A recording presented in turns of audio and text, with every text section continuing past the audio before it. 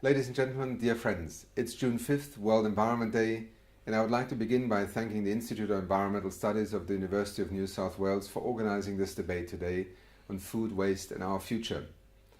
This year's World Environment Day theme, which is being celebrated with activities and initiatives literally across virtually all countries on the planet by tens of thousands of people, is trying to bring together the world community around a simple question. What is our contribution? What is our opportunity for addressing the challenge of food security and of being able to provide enough food for 9 billion people by the year 2050 in a world in which we still have many going to bed every night without enough food, but also with an extraordinary number and a phenomenon, namely that 30 to 40% of everything that is grown on our fields and farms and processed and brought into the food chain is actually lost before it reaches consumers, before it feeds us. This is an extraordinary waste. It is waste that occurs because farmers may not have access to markets, may not have storage facilities, but it is also an extraordinary waste in the sense that we often throw away food that is perfectly consumable. Whether it is supermarkets that have strict criteria for purchasing the size of a particular bean, the look of fruits, or whether it is just the fact that we buy food, maybe it is too cheap for some, and it ends up being in the bin. Our landfills are filled with tens of thousands of tons of food. And indeed for Australia, the number is staggering. 5.2 billion Australian dollars worth of food is wasted every year. This debate is taking place in the University of New South Wales, and one interesting finding in Australia has been that it is the 18 to 24-year-olds who are amongst the highest in proportionate terms wasters of food.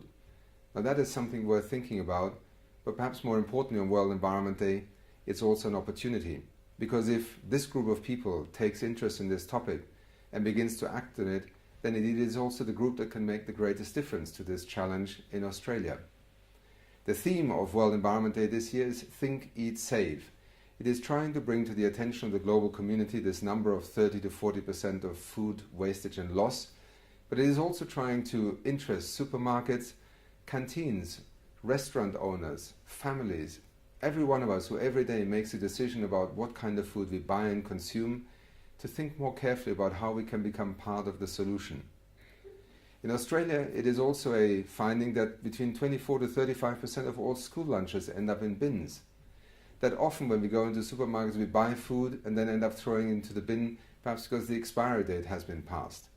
We need to learn more clearly of how to distinguish between what is an expiry date and when food is really no longer consumable.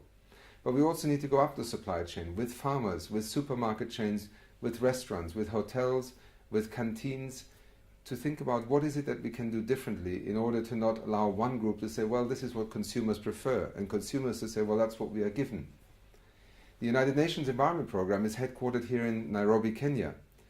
We once, earlier this year, during our governing council, when we bring the world's environment ministers together, served a dinner composed entirely of food waste.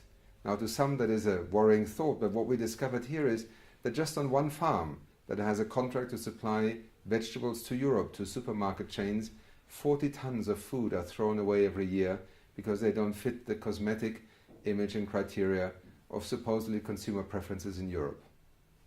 I'm sure there are many farmers in Australia who could give similar examples about their contracts and the market that they are supposedly serving, which is not willing to consume this kind of food.